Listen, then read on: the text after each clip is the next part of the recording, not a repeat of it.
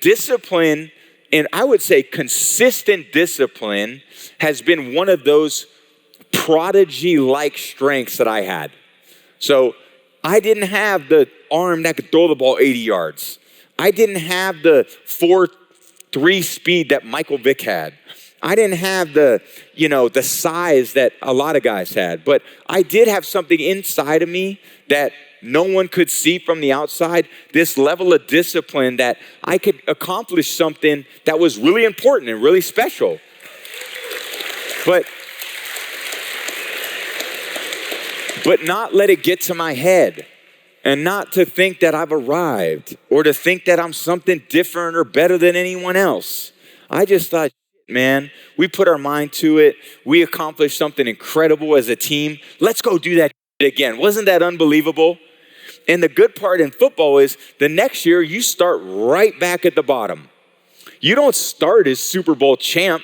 Kansas City Chiefs, they're not the Super Bowl champs this year. They were the Super Bowl champs last year. And nobody could take that away from them.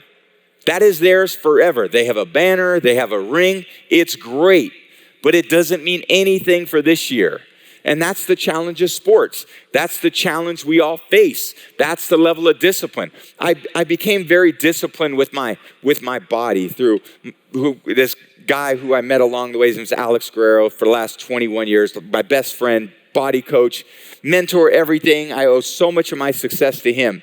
And we just learned how to treat my body a certain way so that I could optimize my physical performance. I could do things outside of the box because I needed my body to feel good. It was my asset.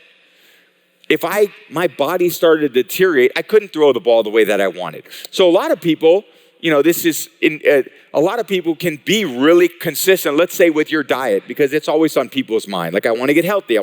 Most people could say, man, I want to eat healthy for one day, or I want to exercise for one day, or I want to be more hydrated for one day. Well, can you do it for a week? Well, that's more discipline, right? Can you do it for a month? That's more discipline. Can you do it for a year? That's even more discipline.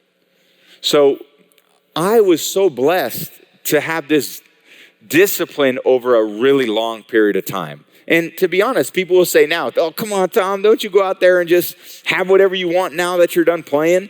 And I'm like, no, man, this is still my asset. This is still my body. Look at what we dealt with at COVID 3 years ago. That can withstand the traumas that it's going to be faced with. And in football, it's faced every week. You're getting a car crash every single week. So how do I develop a body proactively? How do I think about my health and wellness proactively? So I don't find myself in the surgeon office at the end of the year. So I don't find myself as a 50-year-old former athlete who needs a knee replacement.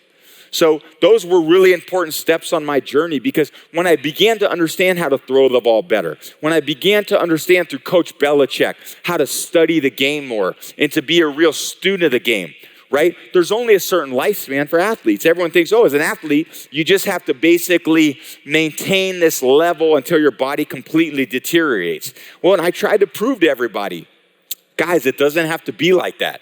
You just got to make good choices every day, as good as possible. And I still get people that go, how did you do it? And I'm like, I wrote a freaking book.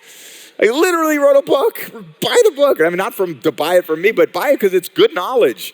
Go out there. I'm trying to give you answers to the test. This is a lot of athletes want to maximize their potential, maximize their opportunity. You guys want to maximize the potential and opportunity you have in your business.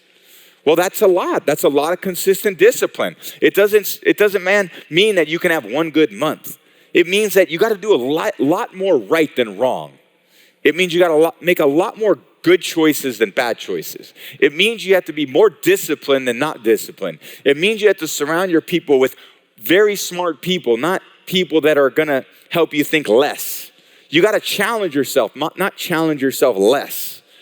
So we're all faced with those decisions every day, and you get the opportunity, just like I had the opportunity, to choose. What do you want?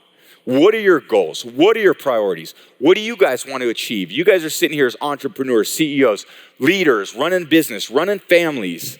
What's the choice you get to make every day to wake up and say, all right, this is where I'm going to focus my time and energy. How disciplined are you to maintain that routine over a period of time? And I think that will determine your level of success. Fantastic.